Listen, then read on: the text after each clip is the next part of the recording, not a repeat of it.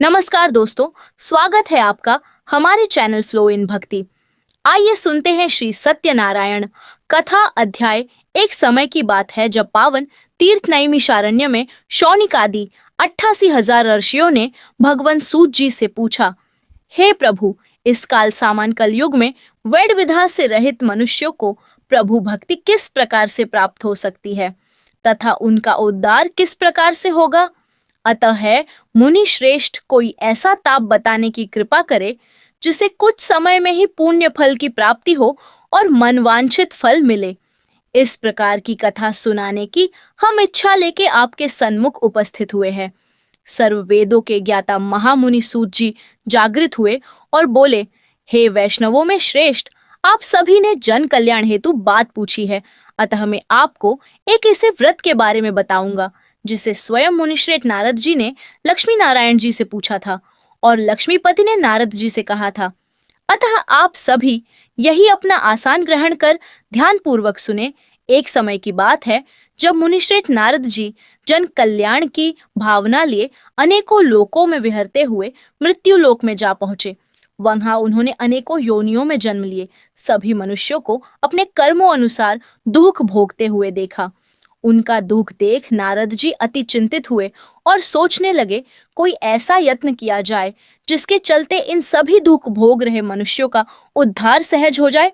इस विचार का मनन करते हुए वो भगवान श्री हरि के धाम विष्णु लोक में जा पहुंचे।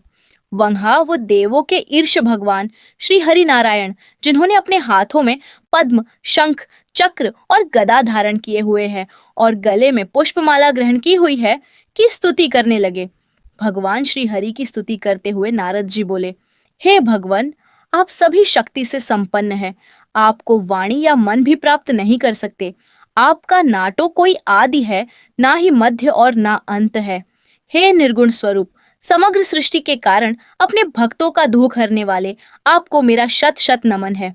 नारद जी की स्तुति सुन भगवान श्री हरि जागृत हुए और बोले, हे मुनिश्रेष्ठ, आपके मन में क्या बात है? आप यहाँ किस उद्देश्य से पधारे हैं? उसे निसंकोच हो के मुझे बताए। इस पर नारद जी बोले, हे प्रभु, आप तो सर्व जाता है, आपसे तो कुछ भी नहीं छिपा है। किंतु अगर आप मुझसे ही मेरे मन की बात कहवाना चाहते हैं तो सुनिए। मैं अभी अभी मृत्यु लोक से आया हुआ हूँ। मैंने वहाँ अनेकों योनियों में जन्मे मनुष्यों के अपने कर्मों अनुसार दुखों को भोगते हुए देखा है। मैं उनकी यह पीड़ा शब्दों में बता नहीं सकता, अतः आप मुझ पर कृपा करें और बताइए कि इन मनुष्यों का उद्धार किस प्रकार से संभव है। आपकी कृपा इन्हें कैसे प्राप्त हो सकती है? कोई यासव्रत मनोरथ बताइए जिससे सहज प्रयास से वे सभी अपने पाप कर्मों से मुक्ति पा सके। नारद जी की बात सुनकर श्री हरि बोले, हे नारद, मनुष्यों की भलाई के लिए आपने मुझसे बहुत अच्छी बात पूछी है। अतः मैं आपको एक ऐसे व्रत के बारे में बताने जा रहा हूँ जिसे करने से मनुष्य मेरी माया से रचित मोह बंधन से मुक्त हो जाएगा। इसलिए आप इसे ध्यानपूर्वक सुने। यह व्रत स्वर्ग और मृत्यु लोक में एक दुर्लभ उत्तम फल देने वाला है। आज मैं आपके प्रेम से वशीभूत होकर आपसे इस व्रत के बारे में कह रहा हूँ। श्री सत्यनारायण प्रभु का व्रत जो कोई मनुष्य पूर्ण श्रद्धा भाव और विधि विधान से करता है, वो यहाँ सभी सुख भोग कर अंत में मोक्ष प्राप्त करता है।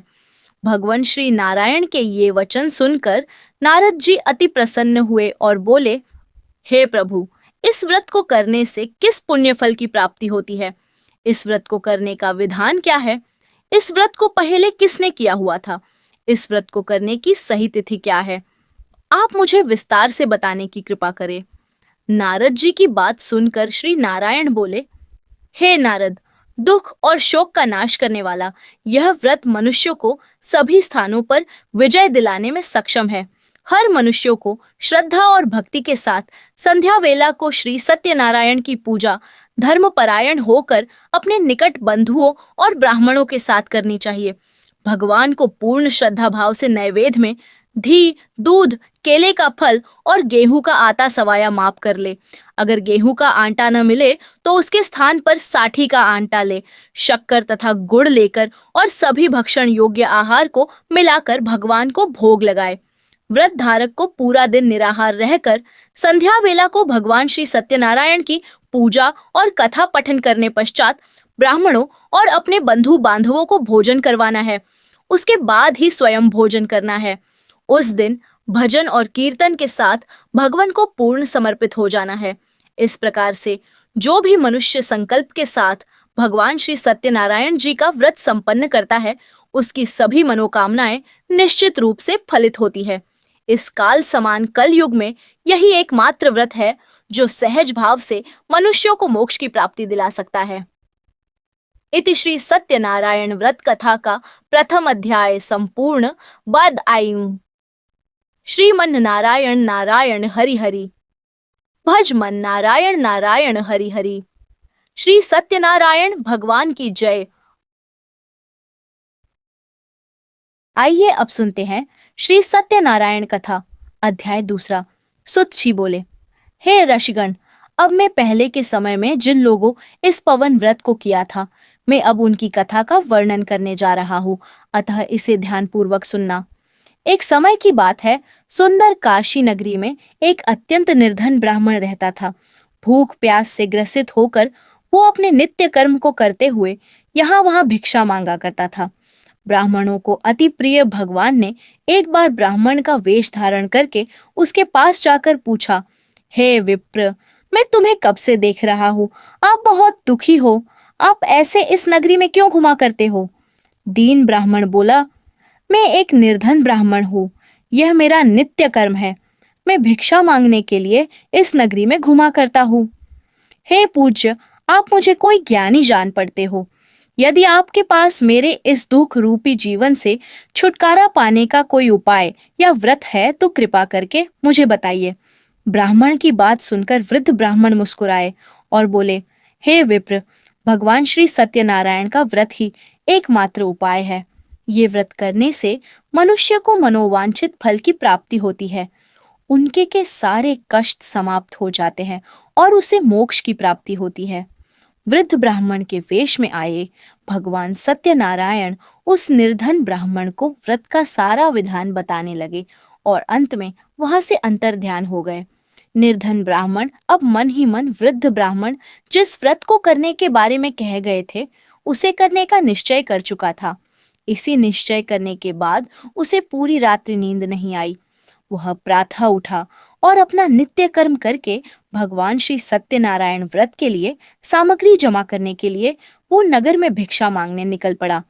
भगवान श्री सत्यनारायण की कृपा से उस दिन उस निर्धन ब्राह्मण को बहुत धन मिला, जिससे उसने भव्य मंडप बांधकर अपने सभी बंधु बांधवों को बुलाकर भगवान श्री सत्यनारायण जी का व्रत संपन्न किया।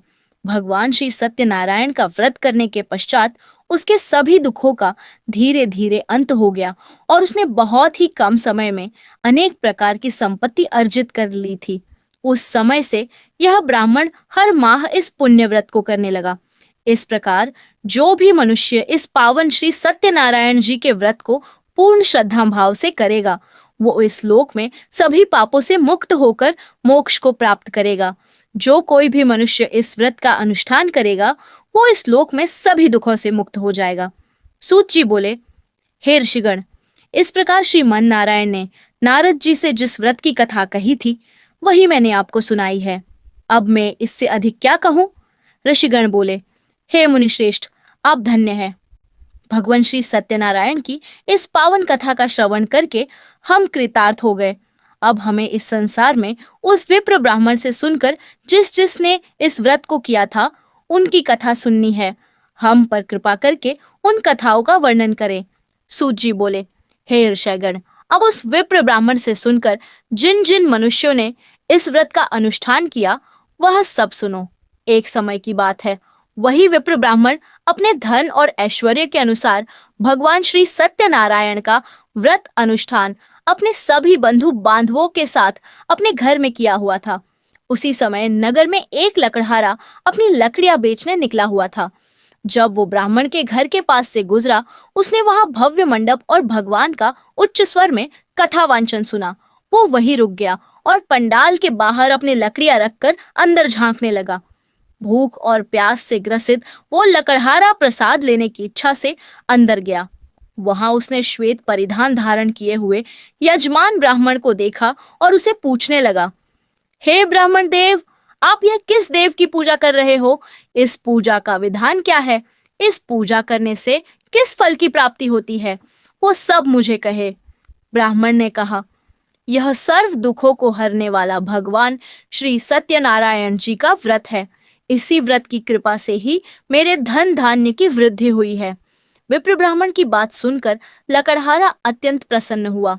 भगवान श्री सत्यनारायण का चरणामृत ग्रहण कर प्रसाद लेकर वो अपने घर गया। विप्र की बात से प्रभावित होकर उसने मन ही मन यह प्रण लिया कि आज ये लकड़ी बेचकर जो भी धन अर्जित होगा उससे वो भगवान श्री सत्यनारायण का व्रत अनुष्ठान करेगा। मन में व्रत का संकल्प लेके वो अपने सर पर लकड़ियां लेके नगर में बेचने निकल पड़ा, जहां धनी लोग ज्यादा रहते थे। भगवान श्री सत्यनारायण की कृपा से अपनी लकड़ियों के 4 गुना अधिक दाम मिले। लकड़हारा अधिक दाम मिलने पर बहुत प्रसन्न हुआ। अब उसने जो संकल्प लिया था उसके चलते उसने नगर के बाजार से शक्कर, केले, घी, दूध, दही और गेहूं का आटा सवाया लिया और अन्य सभी व्रत के अनुसार जरूरी सामग्री लेते हुए वो अपने घर गया। वहां उसने अपने सभी बंधु बांधवों को बुलाकर भव्य मंडप सजा के भगवान श्री सत्यनारायण जी का व्रत अनुष्ठान किया। इस व्रत के पुण्य प्रभाव से वह बूढ़ा लकड़हारा धन धान्य पुत्र आदि और संपत्ति प्रदान हुआ और इस संसार के सभी सुखों को भोग कर अंत में मोक्ष धाम को प्रयाण कर गया। व्रत कथा का 2वां अध्याय संपूर्ण। श्रीमन नारायण नारायण हरि हरि। भजमन नारायण नारायण हरि हरि। श्री सत्यनारायण भगवान की जय। चलिए सुनते हैं श्री सत्यनारायण कथा। अध्याय 3। सुत जी बोले, हे ऋषियों, अब मैं इससे आगे की कथा कहने जा रहा हूँ, अब इसे भी आप सुनिए। पूर्व काल में उल्कामुख नाम का एक राजा हुआ करता था। वह बड़ा ही पराक्रमी और सदैव सत्य मार्ग पर चलाने वाला था। वो प्रतिदिन देव स्थलों पर जाकर निर्धनों को दान में धन और धान्य देकर उनके कष्ट दूर किया करता था। उसकी भार्या कमलमुखी और परम पतिव्रता स्त्री थी। वो भी भगवान श्री सत्यनारायण का परम भक्त था। हर पुण्य तिथि को वो सत्यनारायण व्रत का अनुष्ठान करता था। एक दिन की बात है, जब वो भद्रशिला नदी के किनारे अपनी पत्नी के साथ भगवान श्री सत्यनारायण का पूजन कर रहा था, तब एक साधु नामक का वैश्य वहां आ पहुंचा। वो एक व्यापारी था, तो उसके पास व्यापार करने के लिए धन भी था। राजा का इस प्रकार पुण्य कर्म करता देख उसके मन में भी इस पुण्य कर्म के बारे में जानने की अभिलाषा जागी। अतः उसने बड़ी ही विनम्रता से राजा से पूछा, हे राजन, पूर्ण श्रद्धा भाव से आप यह किस पुण्य कर्म का अनुष्ठान किया हुआ है, वो मैं जानने को इच्छुक हूँ।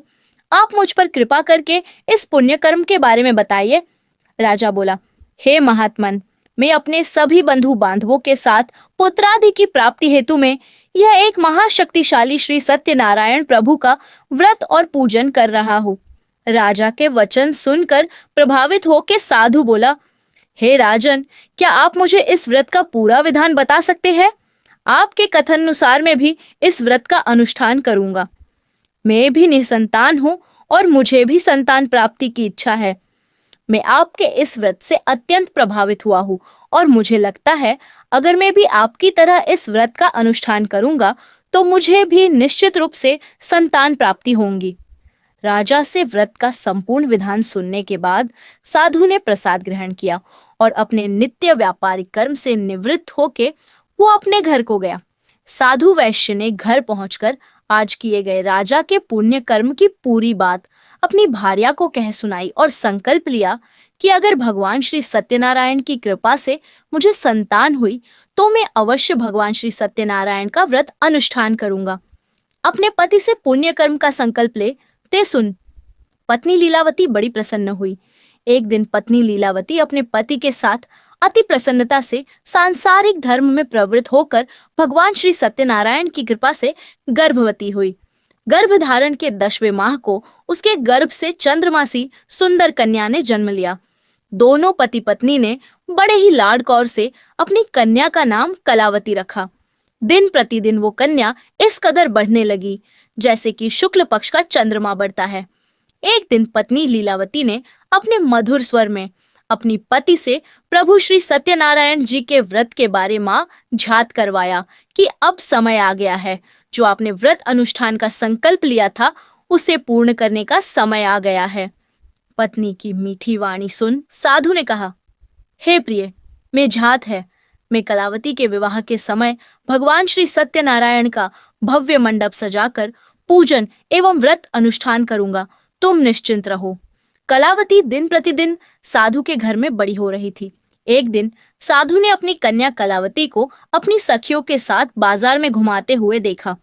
उसने तुरंत ही अपने दूत को बुलाया और कहा कि मेरी कन्या के लिए एक सुयोग्य वर की खोज शुरू करो। साधु के आदेश से दूर पास के कंचन नगर में जा पहुंचा और वहां से साधु की कन्या के लिए एक सुयोग्य वैष्णव कुमार को अपने संग ले आया। सुयोग्य कुमार के देख साधु ने अपनी कन्या विवाह उससे करने का निश्चय कर लिया और योग्य मुहूर्त देखकर अपने बंधु बांधवों को बुलाकर भव्य पंडाल सजा के अपनी कन्या का विवाह संपन्न किया। किंतु दुर्भाग्यवश वो इस बार भी भगवान श्री सत्यनारायण जी का व्रत अनुष्ठान करना भूल गया। साधु के इस कर्म पर भगवान श्री सत्यनारायण अत्यंत क्रोधित हुए और उसे श्राप दे दिया। अपना व्यापार करने हेतु और अपने धन की वृद्धि के लिए साधु वैष्णव अपने जमाई के साथ समुद्र के रास्ते रत्नसारपुरी नगरी में आ पहुंचा। वहां पहुंचकर दामाद और ससुर चंद्रकेतु नामक राजा की भव्य नगरी में व्यापार करने लगे। एक दिन भगवान श्री सत्यनारायण की माया से एक चोर राजा का धन चुरा के भाग रहा था। राजा के सिपाहियों को अपने पीछे आता हुआ देख घबराहट के मारे उसने अपने चोरी से अर्जित किए हुए धन को कहीं छोड़ देना ही उचित समझा। चोर ने एक निश्चित जगह देखकर अपना धन छोड़कर वहां से पलायन हो गया। दुर्भाग्यवश वो जगह वही थी जहां साधु और उसका जमाई ठहरे हुए थे। जब राजा के सिपाही चोरों का पीछा करते हुए साधु और जमाई की कुटिया के पास आए तो उन्हें राजा के महल से चुराया हुआ धन मिला। सभी सिपाही बड़े ही प्रसन्न हुए और धन के साथ सोए हुए दोनों ससुर और दामाद को धन की चोरी के अपराध में अपने साथ बंदी बनाकर साथ में ले आए। सिपाहियों ने दोनों ससुर और जमाई को राजा के समक्ष दरबार में उपस्थित किया और राजा से कहने लगे, हमने खजाने से चुराए हुए धन के चोरों को पकड़ लिया है। महाराज, यह दोनों वही चोर है जिनकी कुटिया से हमें यह धन प्राप्त हुआ। वहां साधु और दामाद अपने निर्दोष होने की बात राजा से कहते रहे, किंतु भगवान श्री सत्यनारायण की माया की वजह से राजा ने उनकी एक भी ना सुनी और दोनों को कठोर कारावास की सजा सुना दी। यही नहीं, जितना भी धन दोनों ससुर और जमाई अपने साथ व्यापार करने हेतु ले आए थे वो भी उन्होंने जब्त कर लिया। वहां दूसरी ओर भगवान श्री सत्यनारायण की माया से साधु व्यापारी के निवास पर भी चोरों ने हमला कर दिया और साधु का सारा धन चुरा के भाग गए। अपने घर हुई चोरी से साधु की पत्नी लीलावती भी अत्यंत शोक से ग्रसित हो उठी। धन और धान्य के अभाव में दोनों मां और पुत्री नगर में भिक्षा मांगने दर दर भटकने लगे। शारीरिक और मानसिक पीड़ा से और भूख प्यास से दुखी साधु की कन्या कलावती अन्न की खोज में एक ब्राह्मण के घर जा पहुंची। वहां उसने भगवान श्री सत्यनारायण जी का पूजा और व्रत अनुष्ठान होते हुए देखा और उसने वह भगवान की कथा भी सुनी और अंत में भगवान का प्रसाद ग्रहण कर संध्या को अपने घर को आई। देर हो जाने पर कलावती की माता ने उससे पूछा, हे पुत्री, अब तक तुम कहाँ थी? तुम्हारे मन में क्या चल रहा है? पुत्री कलावती ने अपनी माता से कहा, हे माता, मैं आज भिक्षा मांगते मांगते एक ब्राह्मण के घर जा पहुंची थी। वहां मैंने भगवान श्री सत्यनारायण जी का व्रत अनुष्ठान होते हुए देखा।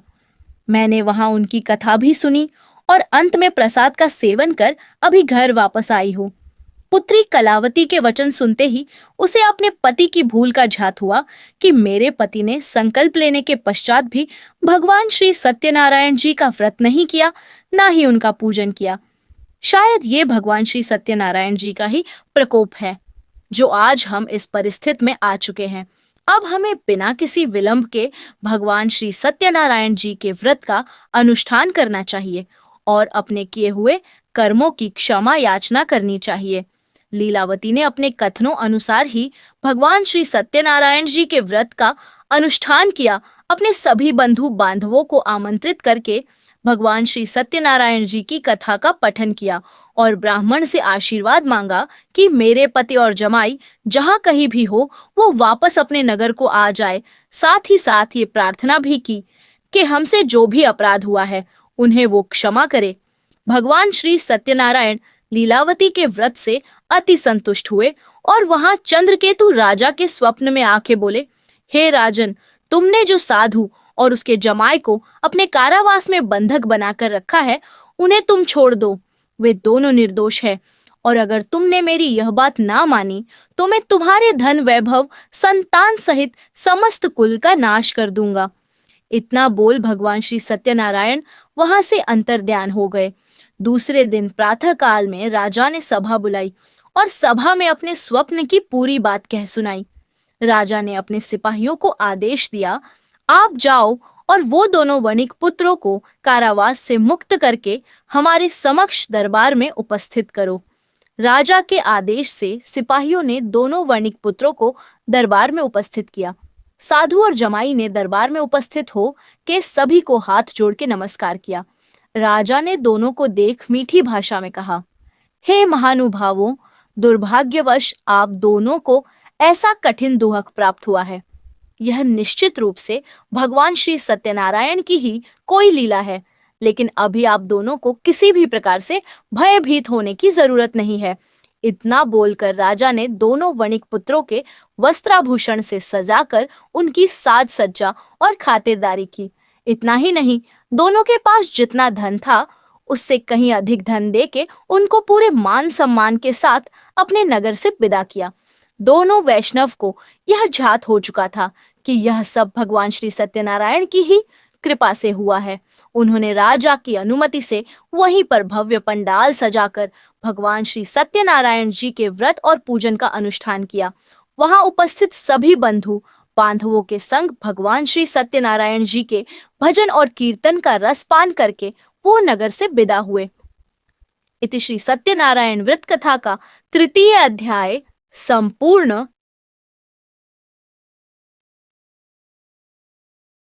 श्रीमन नारायण नारायण हरि हरि, भज मन नारायण नारायण हरि हरि।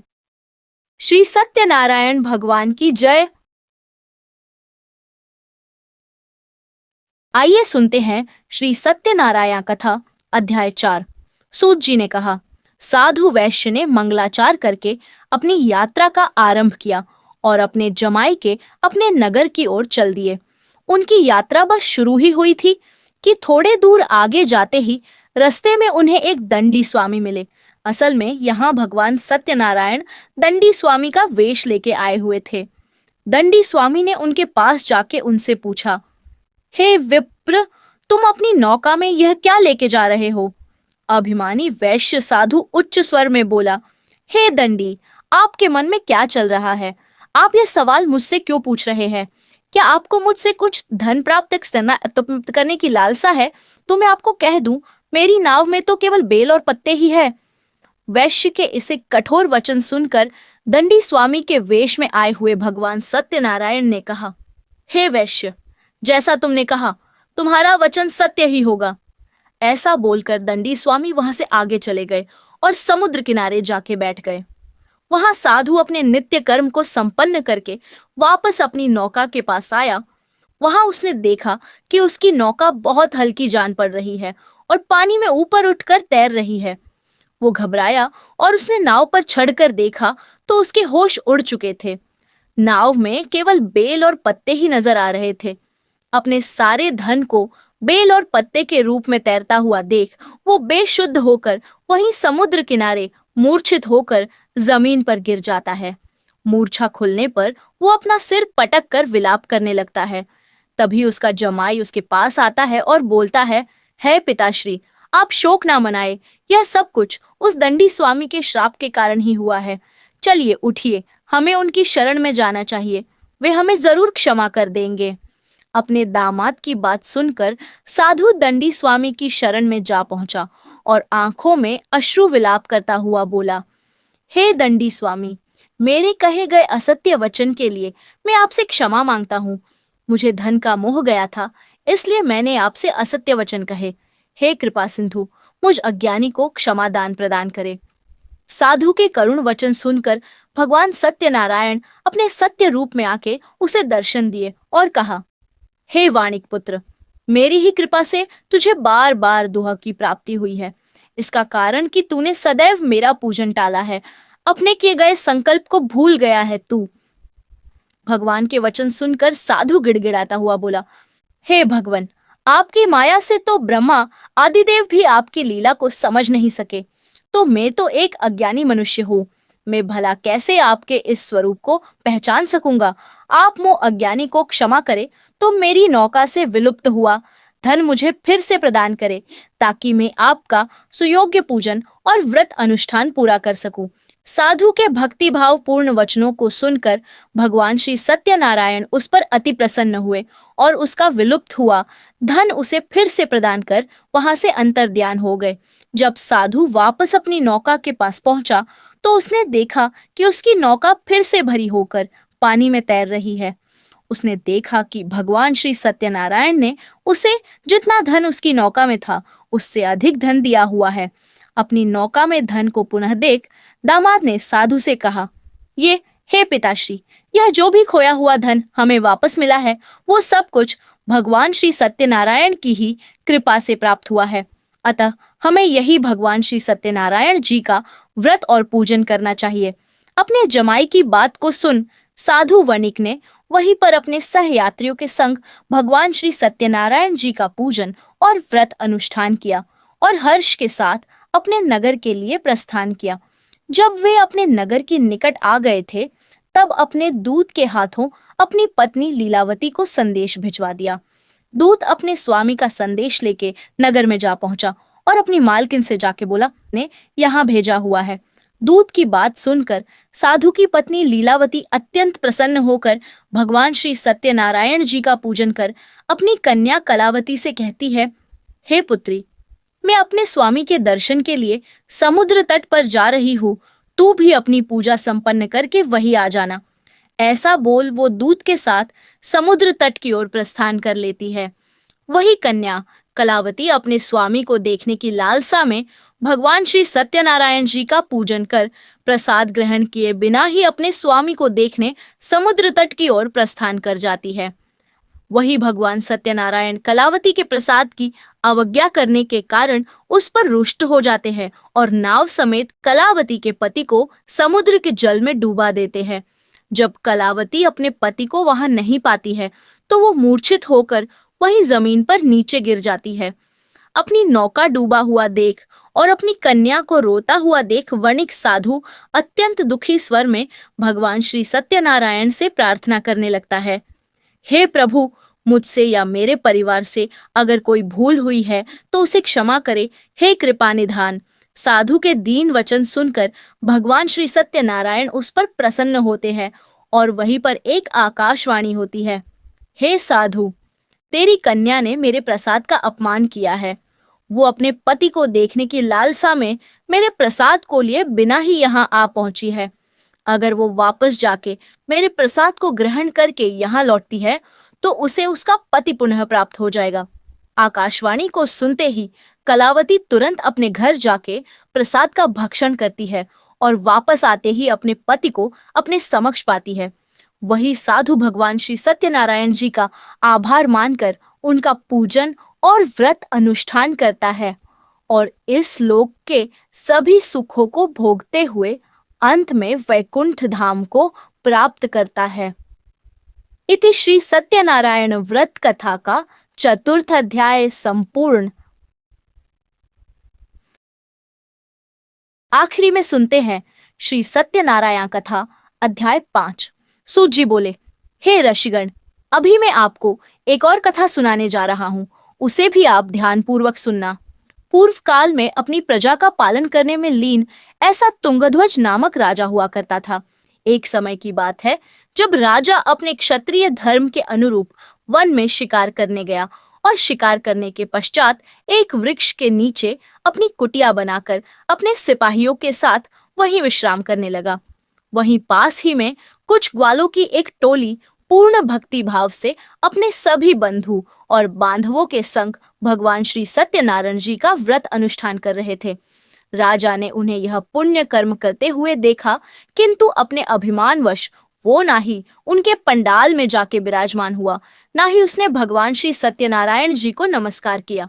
व्रत की समाप्ति पर जब ग्वालों ने राजा को प्रसाद दिया तो राजा ने वो भी भक्षण नहीं किया और प्रसाद का अस्वीकार कर वहां से अपने महल को प्रस्थान कर गया।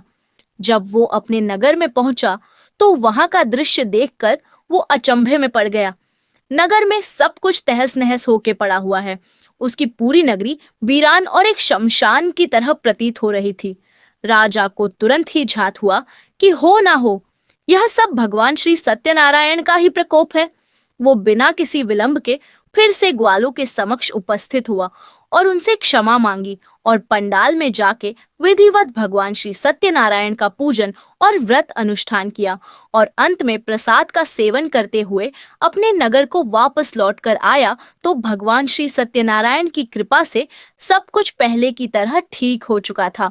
राजा दीर्घकाल तक सुख भोगने का बाद अपनी मृत्यु के पश्चात उसे स्वर्गलोक की प्राप्ति हुई। जो भी मनुष्य इस दुर्लभ व्रत का संकल्प और अनुष्ठान करता है वो भगवान श्री सत्यनारायण की अनुकंपा प्राप्त करता है और उसे धन धान्य की प्राप्ति होती है और वो सभी सुखों को भोगता है। निर्धन धनवान हो जाता है और संतानहीन को संतान की प्राप्ति होती है। मनुष्य अपना संपूर्ण जीवन भयमुक्त होके व्यतीत करता है और अंत में प्रभु श्री हरि के वैकुंठ धाम को प्राप्त करता है। सूत जी ने कहा, हे ऋषिगण, अब जिन्होंने पहले इस व्रत को किया है अब मैं उनके अगले जन्म की कथा कहता हूँ। वृद्ध शतानंद ब्राह्मण ने अपने अगले जन्म में सुदामा ब्राह्मण का जन्म लिया और भगवान श्री कृष्ण के मित्र बने और अंत में मोक्ष को प्राप्त हुए। लकड़हारे ने अपने अगले जन्म में निषाद बनकर अंत में मोक्ष की प्राप्ति की। उल्कामुख नाम का राजा अपने अगले जन्म में राजा का दशरथ बने और श्री राम के पिता बनने का सौभाग्य प्राप्त किया और अंत में मोक्ष प्राप्त किया। साधु नामक वैश्य ने अपने अगले जन्म में राजा मोरध्वज बनकर अपने ही पुत्र को आरी से काटकर अंत में मोक्ष को प्राप्त किया। महाराज श्री तुंगध्वज ने स्वयंभू होकर भगवान के भक्ति पूर्ण कर्म करते हुए अंत में मोक्ष धाम को प्राप्त किया। यह है श्री सत्यनारायण व्रत कथा का पंचम अध्याय संपूर्ण। श्रीमन नारायण नारायण हरि हरि, भजमन नारायण नारायण हरि हरि। श्री सत्यनारायण भगवान की जय। ये था आज का वीडियो कथा। अच्छी लगी हो तो वीडियो को जरूर लाइक करें और कमेंट में हरि ओम जरूर लिखें। जय श्री कृष्णा।